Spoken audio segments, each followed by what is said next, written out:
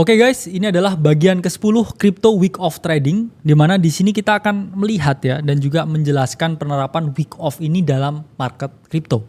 Nah, karena memang week off ini sangat berkaitan erat dengan smart money dan juga manipulasi yang mereka lakukan, maka dari itu sangat penting bagi teman-teman untuk menerapkan week off ini pada berbagai aset besar ya, seperti Bitcoin dan juga Ethereum.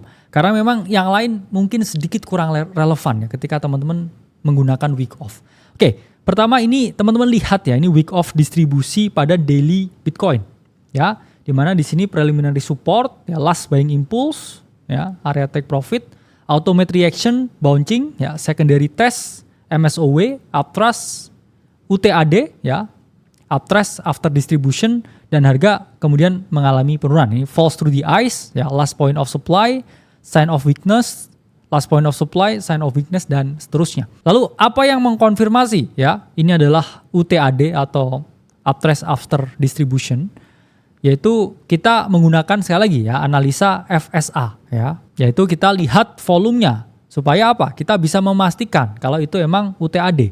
Karena memang potensi reversal itu selalu terjadi di fase C atau phase C, yang mana fase yang sangat rentan terjadi manipulasi, fase yang mana orang ini ya paling terjebak ya di situ dan digunakan oleh market maker untuk mengambil liquidity. Kenapa di sini ya ini bisa dikatakan ini adalah uptrust after distribution atau UTAD? Karena di sini ya kita melihat adanya candle-candle yang mengalami keraguan.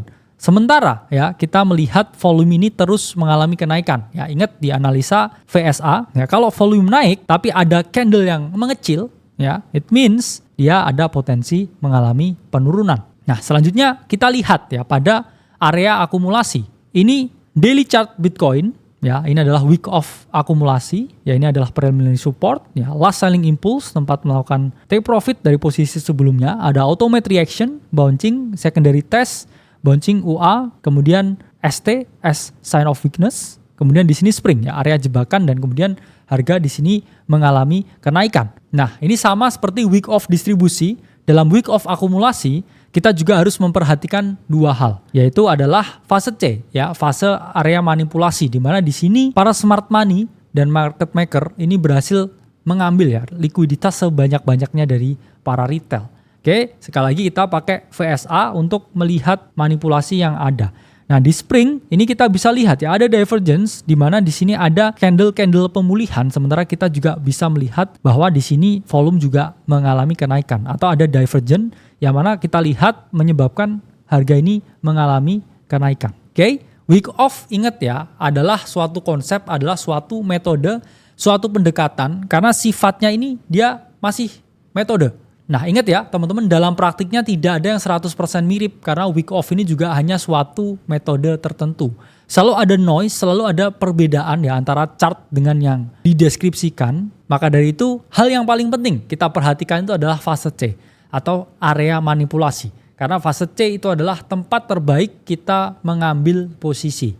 Jadi kalau teman-teman udah mempelajari konsep the grab, bullish grab, dan juga bearish grab yang sudah kita jelaskan, ini teman-teman akan jauh lebih memahami dan bisa memposisikan diri dengan baik di market crypto. Oke, itu adalah modul Crypto Week of Trading. Kita berjumpa di modul-modul yang lain.